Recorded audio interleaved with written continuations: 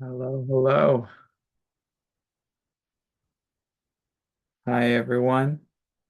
Today is Tuesday, January 21st, 2025. Welcome. I'm Jeffrey Morgan, and this is a talk I host twice a week to discuss my experiences on the path of soul transcendence.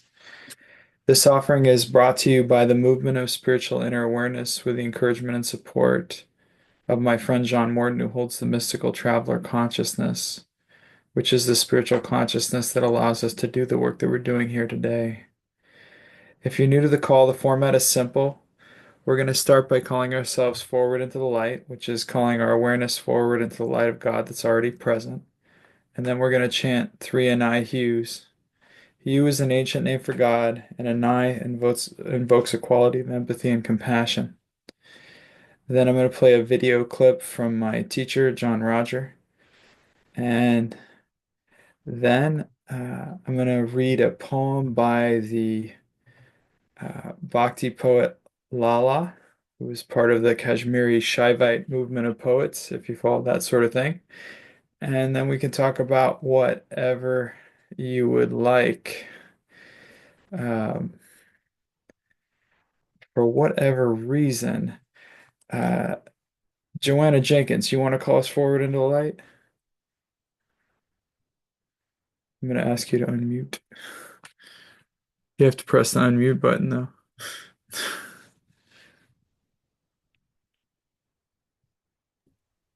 There you There, go. there we go. Yes, delighted. Thanks, Jeffrey. So just now, let's center ourselves in our hearts, that place within us which is where our true self resides. And let's call ourselves into that. And from here, Father, Mother, God, we call ourselves into your presence, your great, radiant presence, and that possibility that exists within all of us to truly know you. We ask that you infuse all levels of our being with your energies as we listen to Jeffrey tonight. And we ask that a special blessing be placed on this gathering, that each one of us may bring our full hearts into it, our full awareness and our deeper understanding, and receive all that is available to us from it. We invite the presence, the guidance, the love, the support, and the inspiration of the mystical traveler consciousness. And we express our loving upwards into that which is for this presence with us, this ever presence with us. And we give thanks to Jeffrey for conducting this work, and we send our loving greeting to each person here. So it is.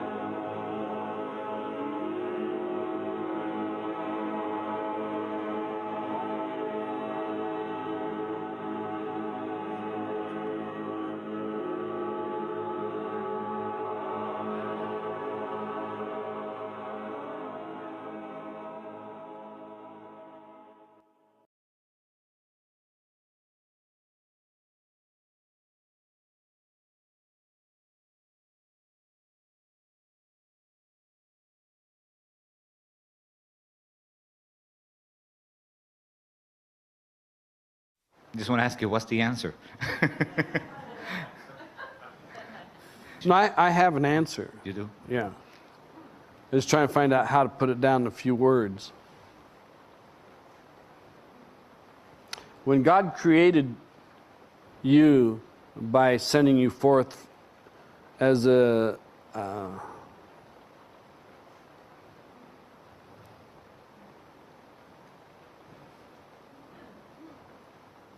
it's like a hypostasis an extension of God back into the world. He didn't use junk or crud, nor anything less than the very best.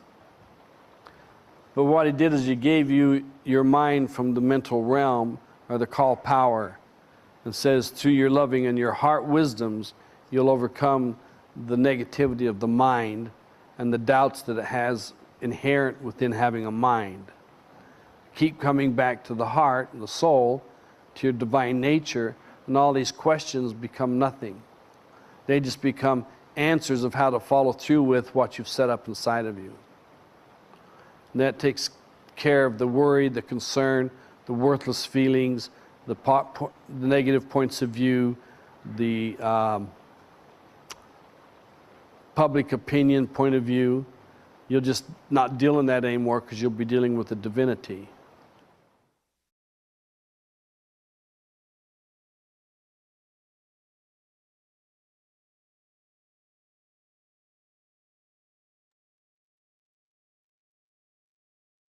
Oh, I forgot how powerful that clip was. Um, all right. This is a poem by Lala.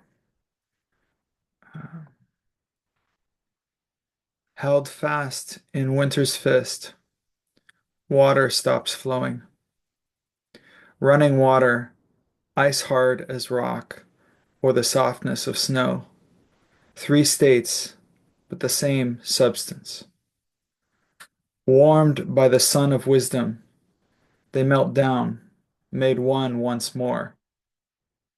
Similarly, self, world, and all we dream melt, traceless, into the warm embrace of God.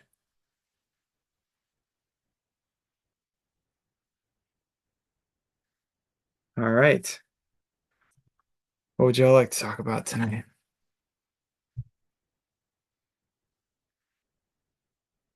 Ethan McCombs.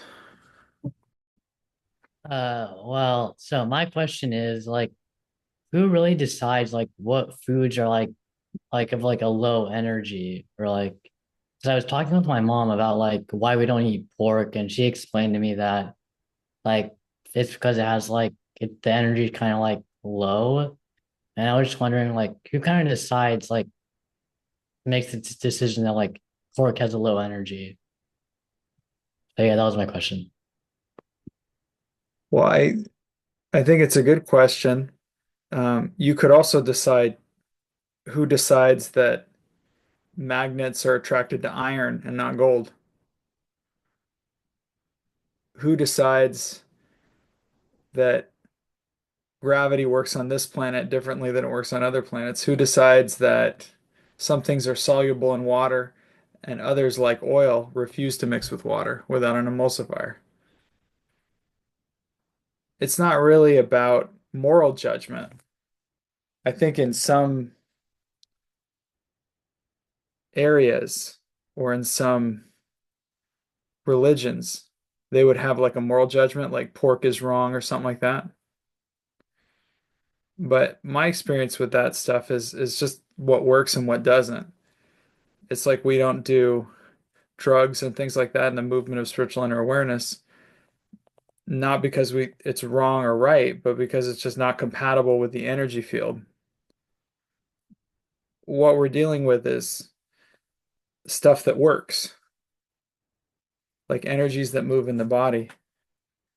Now, can you eat pork and still do soul transcendence? Of course, because that's just the body is one level of your expression, but soul transcendence is happening between your soul and the mystical traveler. So, in a sense, you don't really have to worry about that, but it's just about practicality. Like some people, it's like what works and what makes it easier and what helps people function on this level. For me, eating pork just doesn't feel good and doesn't feel compatible with a higher frequency of my body. And I become more and more sensitive to different substances, the more I seem to deepen in the work that I do within myself with the meditation, the spiritual exercises. So, for example, I don't drink alcohol, and I might be an exception. There's probably a lot of people in the movement that drink alcohol, But for me personally, it's not a frequency that works for me in the work that I do. But it really is. But then again, I know somebody who's probably the most incredible spiritual being who's worked with JR since 1968, and he loves eating pork and shrimp. I mean, he eats like bacon and shrimp all the time. Doesn't seem to have gotten in the way of his spiritual inner awareness. I can't say that I can't say that it's been particularly good for his health, but again, that's a different matter. It's not about rules. That I think that's an important point in my experience, having been raised just like you amidst this. It's never really been about rules. It's like what works and what doesn't. I think sometimes it can appear like rules because you have some guy or gal or something who has to make a determination and tells you a yes or a no, and they had to get that approval, had to send that email, and that whole thing seems a lot like authority. But at the end of the day, it's about what works and what doesn't. And I remember just as many rules as there were, John Roger was also granting exceptions because for every rule, there was a situation where he would just look at the energy and say, well, I know this is the rule, and this is how the energy works. I mean, I've heard some crazy stories. So I wouldn't focus too much about who decides, because if you cultivate a sensitivity and an attunement, you'll just notice. You'll just notice that pork has a different frequency or that a cigar has a different frequency. You'll notice that certain things make you feel real up and certain things make you feel real down.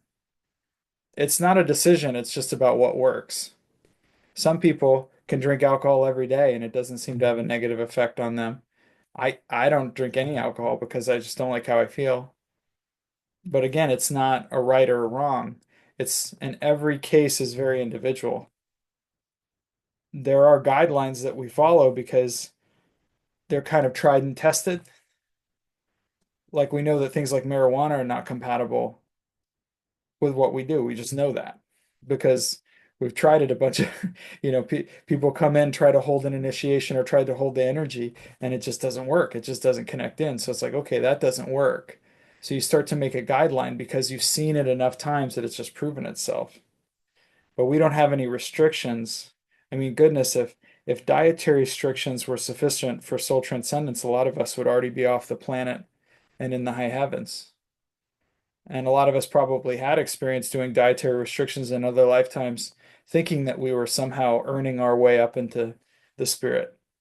But all we got was a lot of dietary restrictions.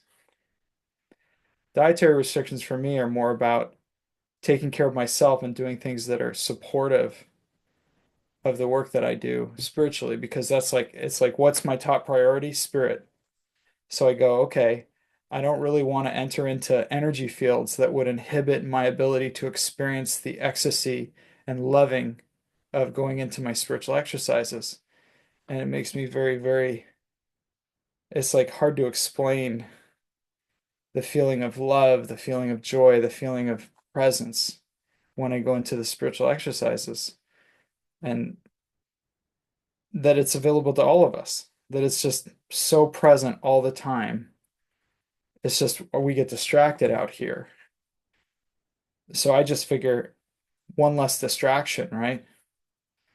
It's also another good reason. It's like, why do I, good incentive not to go into judgment or againstness or anger or things like that during the day and to clear them as quickly as they come in is when I sit down to do my spiritual exercises and close my eyes. I don't want the first thing I see to be my anger outburst. So just purely selfishly, I like to reduce the friction between my conscious experience and that experience of the infinite. I want it to be as smooth and seamless as possible. Hopefully that makes sense to you.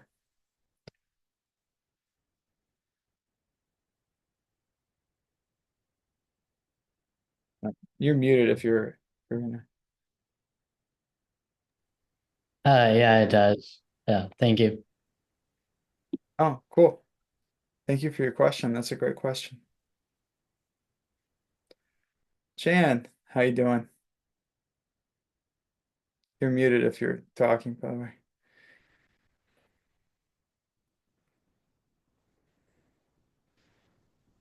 Jan, I can't hear you if you're talking, you're muted.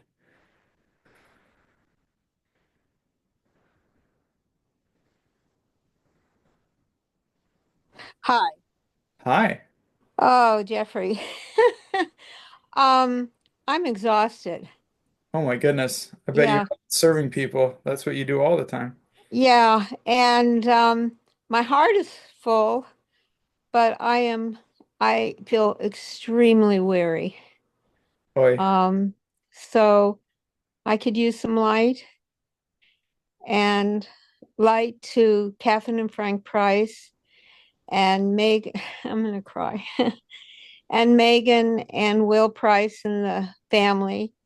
Catherine and Frank's house burned down, Mm, and Megan and Will and the kids, their house is still standing in Pacific Palisades, but they haven't been able to get in and see it. mm. And Lori Lerner and Tony, we had to evacuate. They're back in their house. That their house is Mm. fine, but the disruption set Lori back a ways. So Okay. Yeah. With the cognitive stuff, you mean? yeah. Yeah, So I yeah. just and I had been with all of them. I'd been with the Prices for a week, and then with Lori Mm, for a week, evacuating, and I'm spent. And I mean, I feel really my heart is fine, full and loving, but I don't know why I haven't been able to shake it off. I mean, I know about chaos. There was a lot of that. And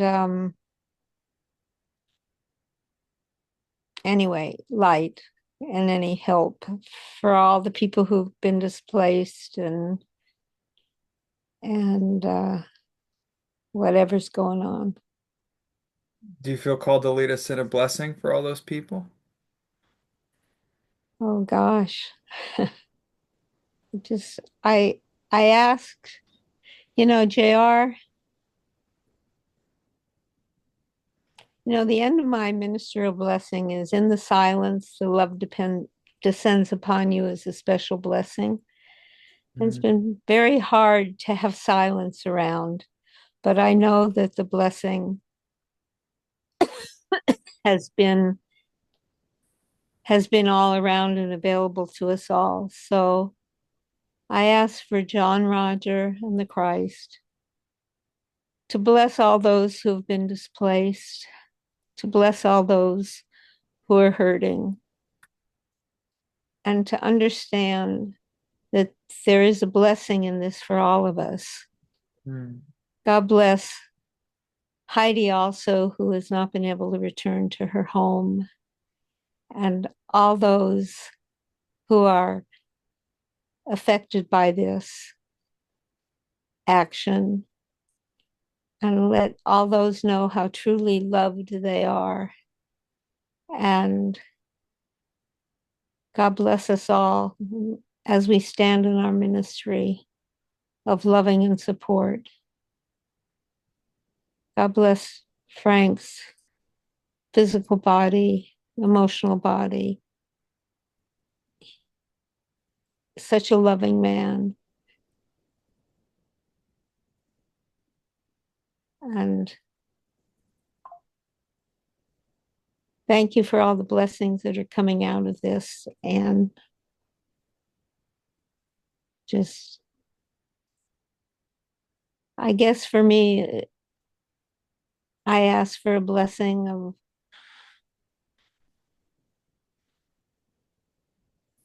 just letting go when I see people hurting, for understanding that we all go through whatever lessons we go through, but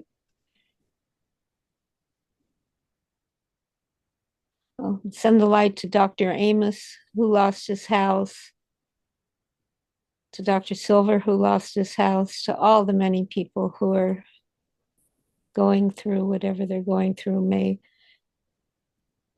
I see I see the Christ raining down on this whole action. And may all againstness be taken back into the nothingness from which it came. Thank you, JR.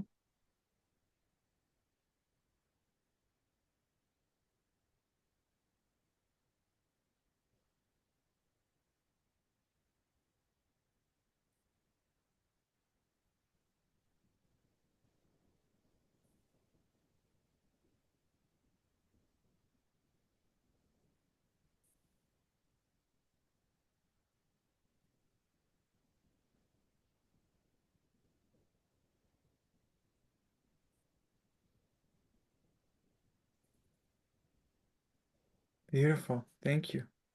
Thank you, Jeffrey. God bless you. God bless you too.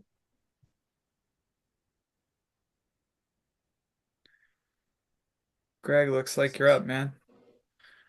Hey, I in no way want to say anything. I mean, what I'm about to say is a success story where spirit and my ministry was working during the fires. And I feel great compassion for everybody who's been suffering. I had, I have a friend from high school who was living in Pacific Palisades with his wife and his dog. And I had, I don't know quite how to put this. I had been in his debt for a long time and he never gave me a problem about returning the money. I finally did just recently. And the thing was, is that in my heart, he's like an old friend from grade school and we've been out of touch for 47 years.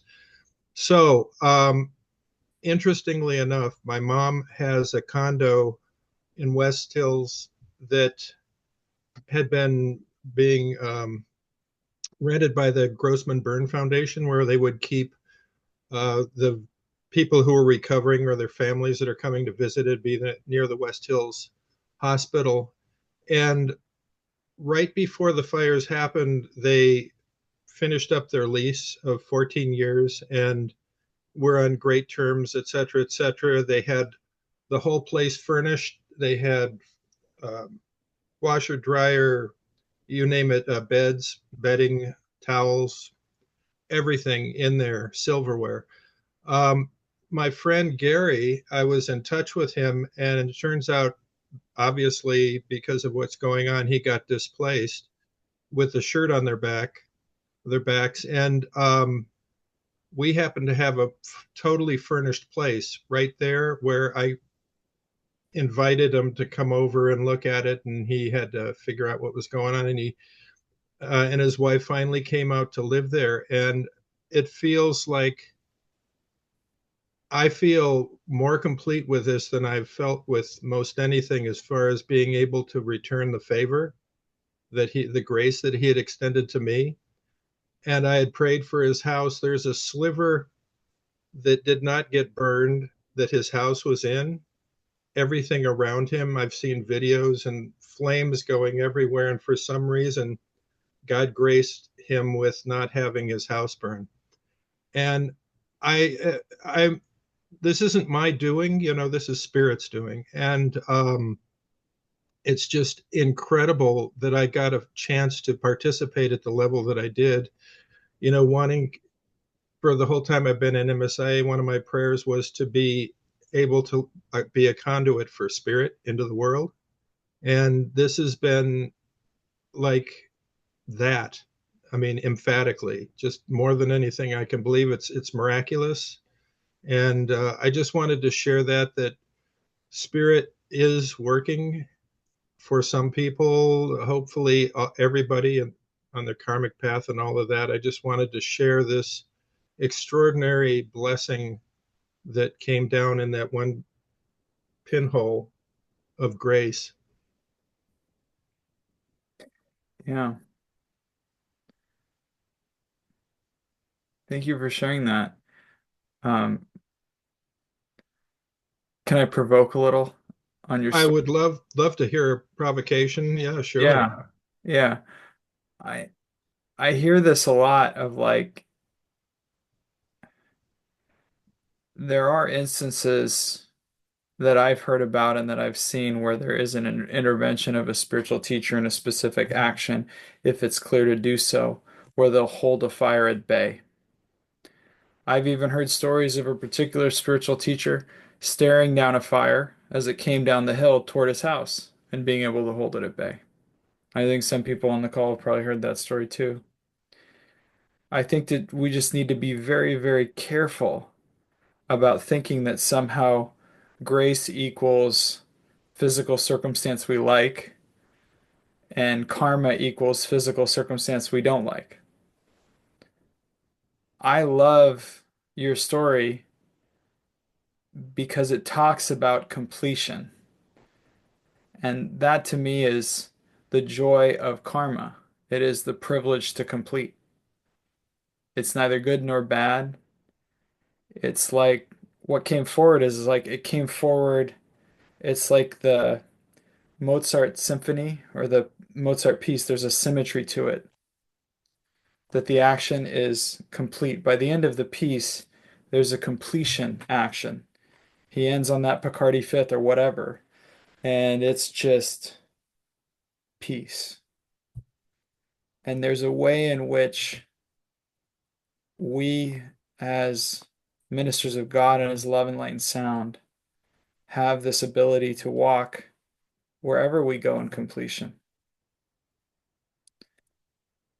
There was, now, the tricky thing is,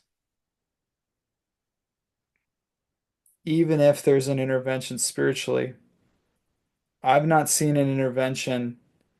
If somebody really has on their curriculum for their house to burn down, it's going to burn down.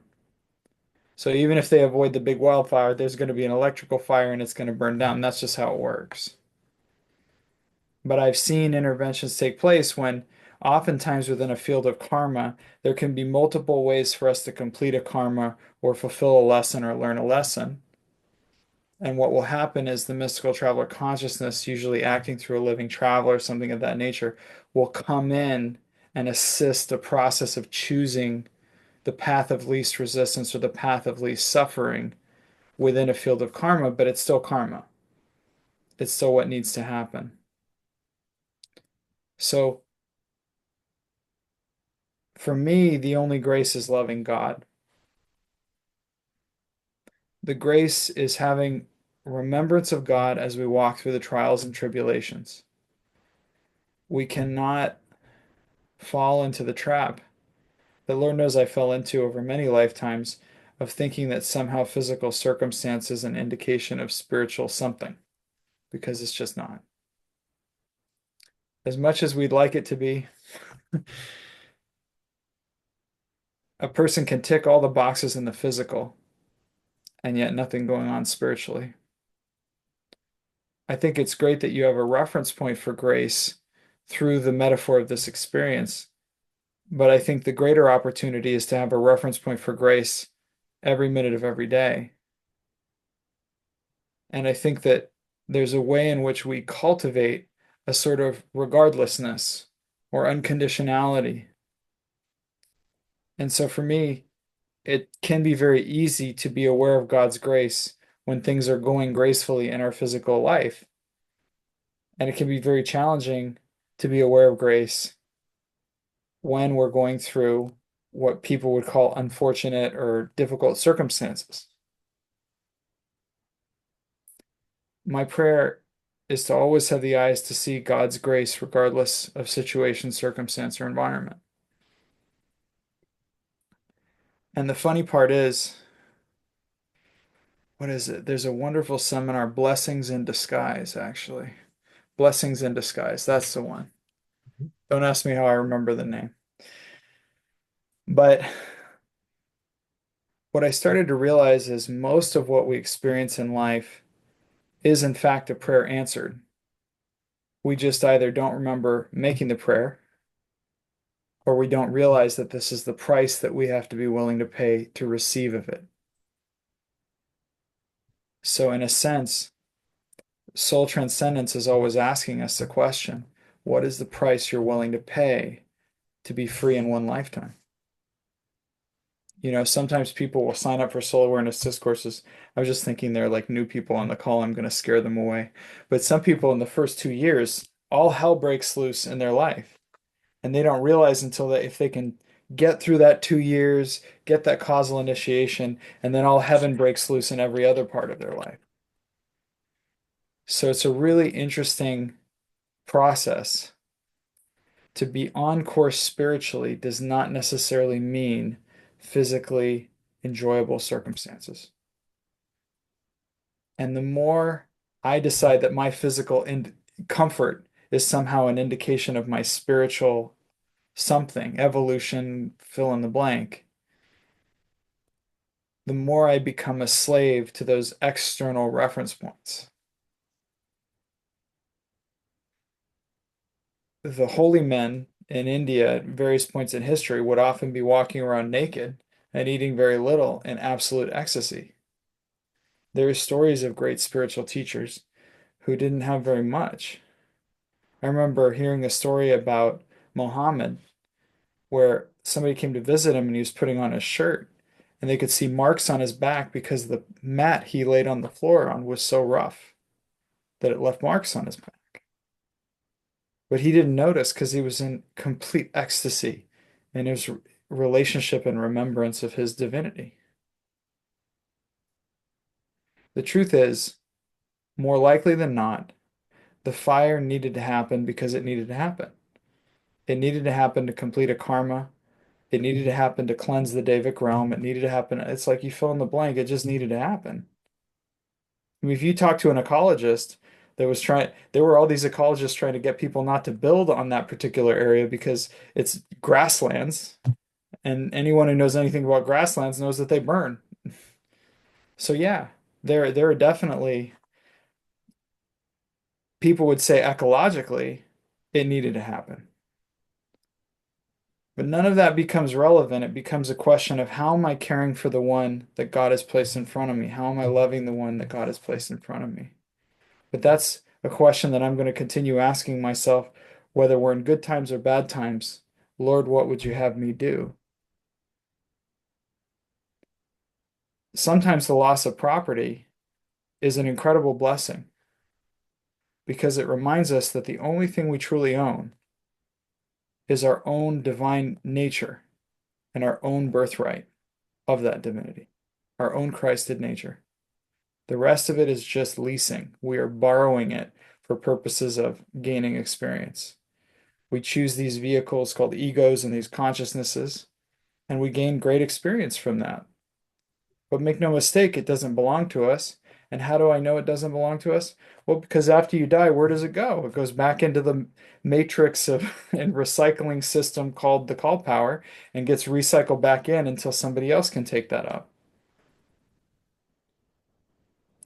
So I think what you're talking about sounds wonderful because karma is, when we really see it spiritually, this beautiful symphony of completion.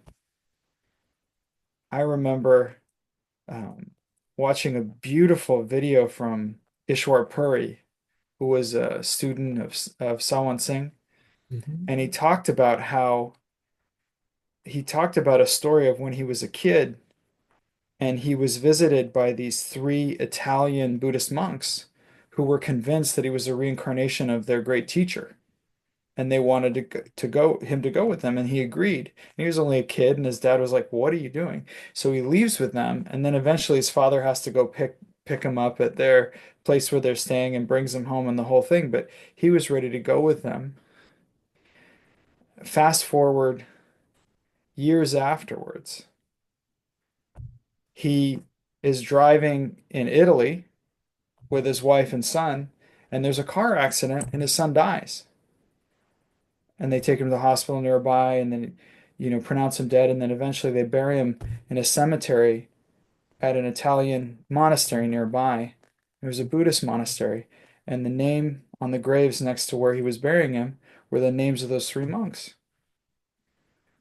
And then it occurs to him the perfection and the completion of the action, and he was filled with ecstatic joy. And even as his son died, he was seeing the perfection and beauty of that process. He recounted another story about his father dying and how his teacher, Hazur Sawan Singh, confirmed that he had entered Sachkhand, the soul realm.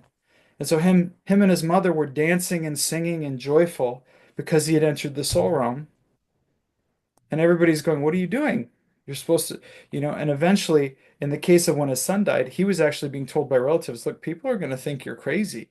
You have to at least have a sad face. I mean, do something. You're going to offend people."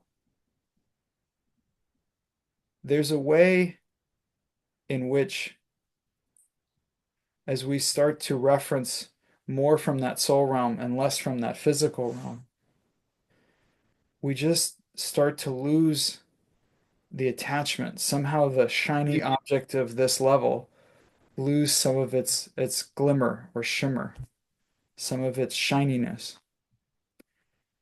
And all of a sudden, the things that once seemed like we should feel sad about become great joy and celebration. I find these types of things happen to me quite often.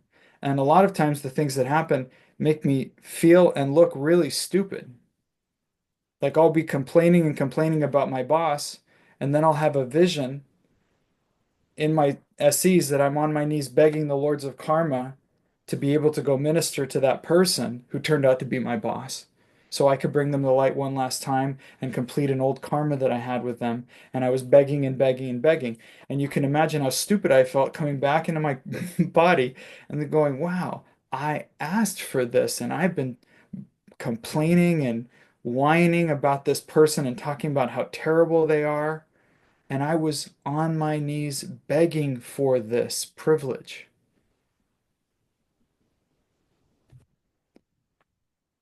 I just realized that on this path of spiritual inner awareness, I just need to get real comfortable with feeling stupid sometimes. It just becomes part of the game because I get so silly and so locked into the story of my rightness and other people's wrongness and my things and other people's things and my boundaries and their boundaries and all that kind of stuff. Now, in the midst of me saying all of this, I look at the process of ministering to people through this time and their process of loss and their process of realizing that things are finite. And I have an incredible amount of compassion, and it becomes an invitation to love that part of me that is them even more and to go into deeper and deeper loving.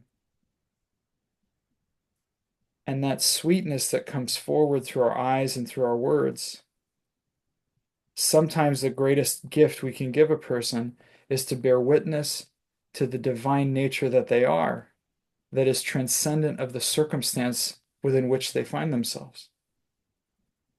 Their ego may feel like they've lost everything, but you can be the witness that sees that they actually have more than they could ever need, called their divinity. It is an honor above honors to be a safe place when people call me and they want to share about that thing that they think everybody's going to judge them about and how could they complain about that. And I become the safe place where they can say that too. It just rips my heart wide open. And we could go into righteousness and go, well, how could I have, you're complaining about a toothache when this person lost their house? How could you? I don't have that going either. Suffering is suffering, and all suffering arises out of the same forgetfulness. And that forgetfulness is forgetting that we are divine.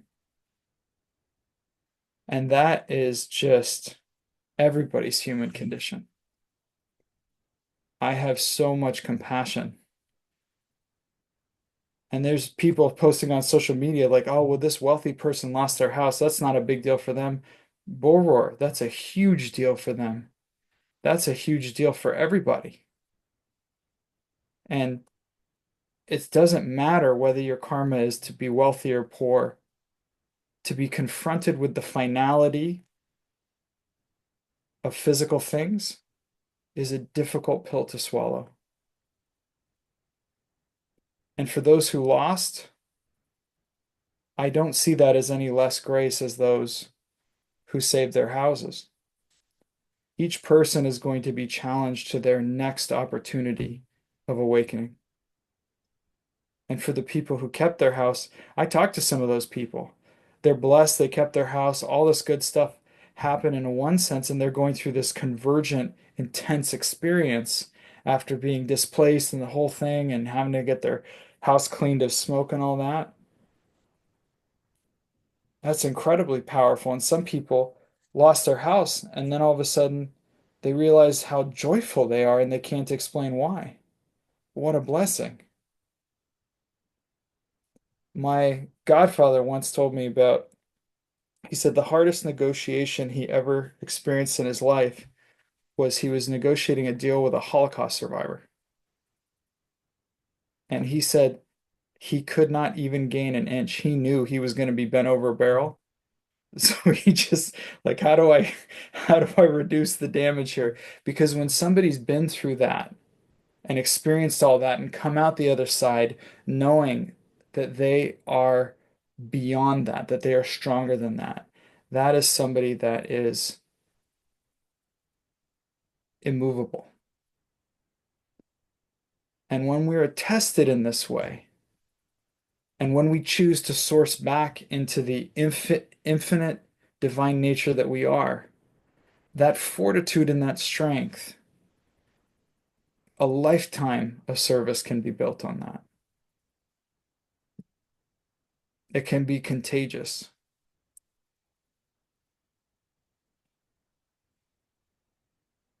That's all absolutely beautiful. I have a question.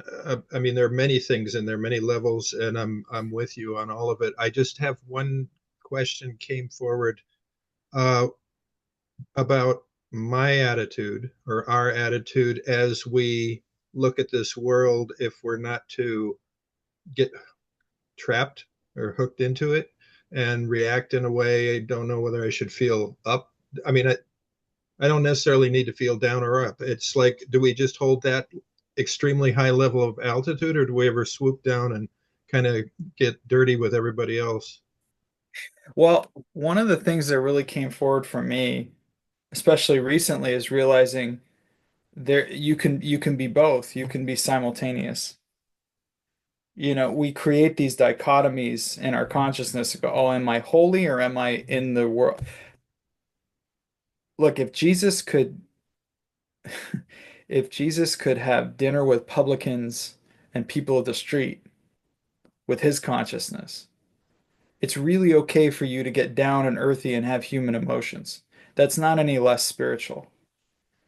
I think the key is really attitude. So for me, it's always maintaining that I'm a soul having a human experience and observing the processes and then say, oh, I'm angry. I have issues. I go, I'm dealing with some anger karma here. And how can I minister to the part of myself that's in that? You see the difference? Yeah.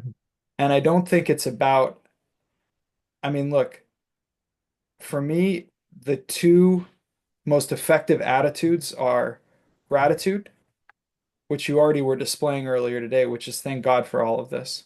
And it's really hard to say that when your house burns down. But if you can get to thank God for this house burning down, the freedom in that is unreal. And the second is service. Lord, what would you have me do? Over and over in each movement, rinse and repeat. So for me, it's not about elevating above something. That's just that whole illusion of higher, lower, better, worse, whatever. That's all part of the same matrix. It's all part of the same game. Be the loving presence in each situation, not as a behavior, but just as a resonant frequency that you hold within yourself as you're doing your human stuff.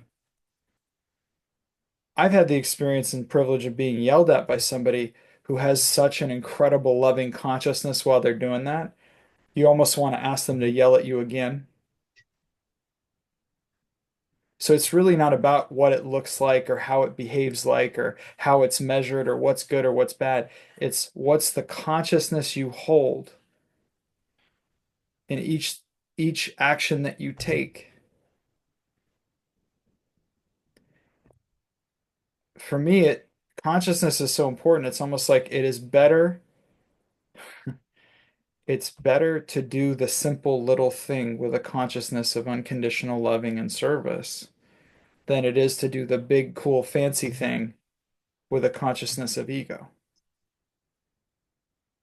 So I go, well, look, if I can only maintain the loving and service focus for this little thing, I'm going to start with that one, and then we'll go from there.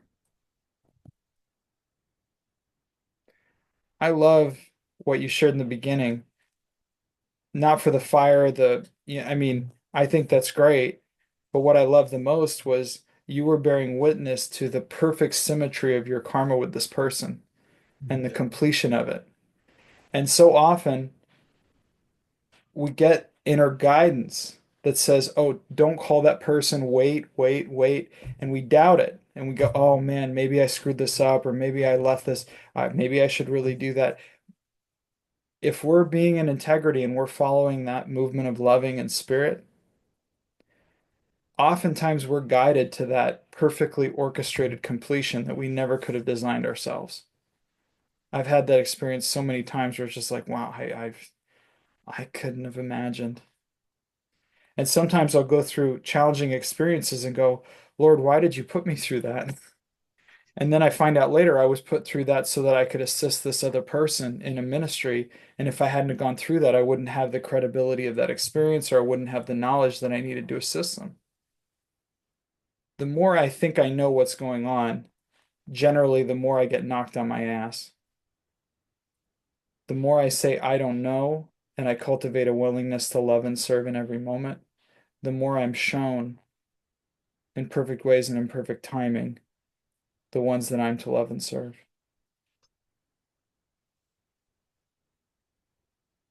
Absolutely. I'm 100% there with that. That's an easy step to make consciousness wise because I mean, I've been working on that for a long, long time.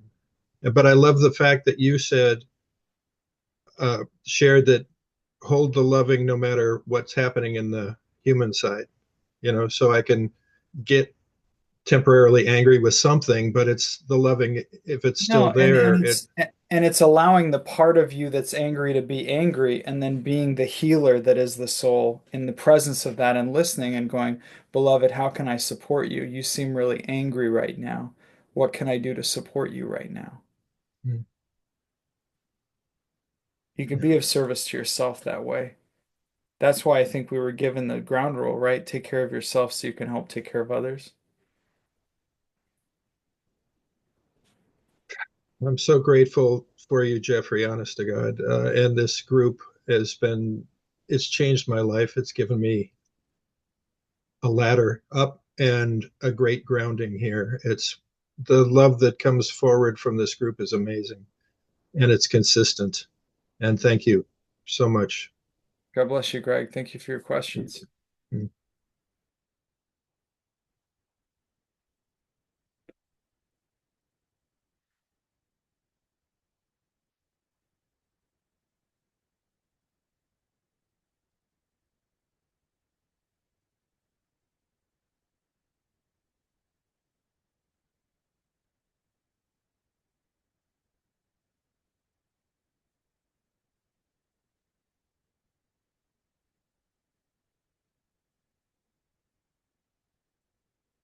Let's say we end.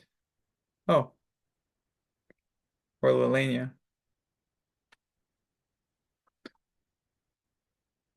You're muted. I can't hear you if you're talking. How's that? Can you hear me? I can hear you now. Hi, how are you? Doing all right. Hello, everybody. We can end if you would like to end, or I can Yeah. ask my question. Okay. Ask your question. Yeah, go for it. So I was talking to someone the other day, and they said just as there are black holes, there are also white holes in the universe. Do you know anything about this? No, I don't know what any of that means, man. Okay. Just wondering, because now I was like, I've been wondering what the heck he was talking about this whole time. So I'll I just have to think get information. yeah, it is interesting, right? There was let me see if I can find this.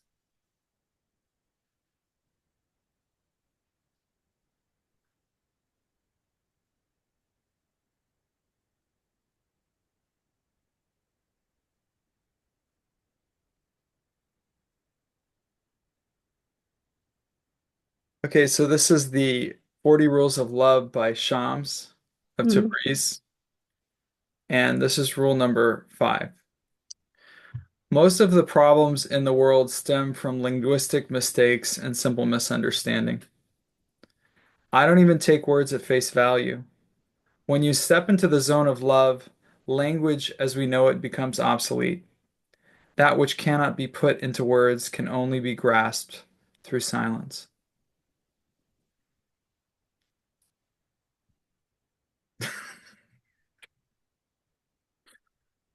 Sounds good. Good luck on your journey to discover the meaning of white holes. Well, I'll tell you what I have been thinking about around that if you want to hear it, or if you want me to be silent, I will also be silent. Sure. Tell me what you've been thinking about. Okay, so I've been thinking that so energetically, like a black hole, we can like say a black hole energetically is when you let depression and sadness and guilt and shame drag you down and the gravity around you gets so dark and like spirals inside of you into like it feels like you're like spiraling down. So like we'll just for the sake of conversation call that the internal black hole of Oh. energy. And so then on the other side, when you feel bliss and ecstasy and love and openness and oneness, you feel this like upward spiral of energy that's light and expansive, and the opposite of a black hole, which could be also called like the light, the golden white light shining like a vortex of a white energy exuding out instead of sucking in and pulling down, it's exuding out and lifting up. Yeah. Of course, there is a third option. Okay. You transcend the magnetic polarities of those two, and you experience a peace that surpasses understanding, that has neither yin or yang, expression or reception. It's just that which is.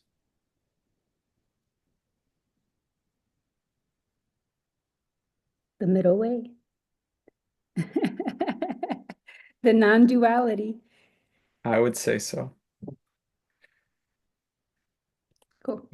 We have 3 minutes left, and I'm wondering if Jan's reference to her ministerial blessing and the silence and all that, why don't we just take a couple minutes in silence, being present with the loving that we are, and extending that loving into all those in our community, in our world, who may need it at this moment.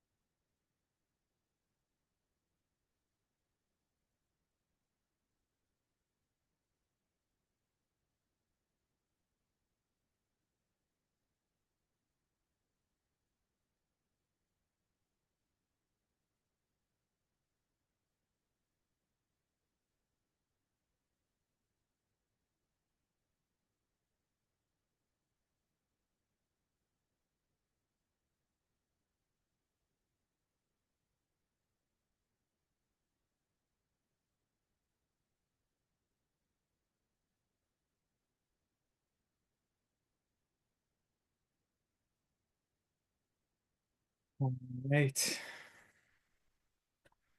Thank you all. God bless you. I love you. Peace be still. Thank The you, Jeff. blessings already are. Good night.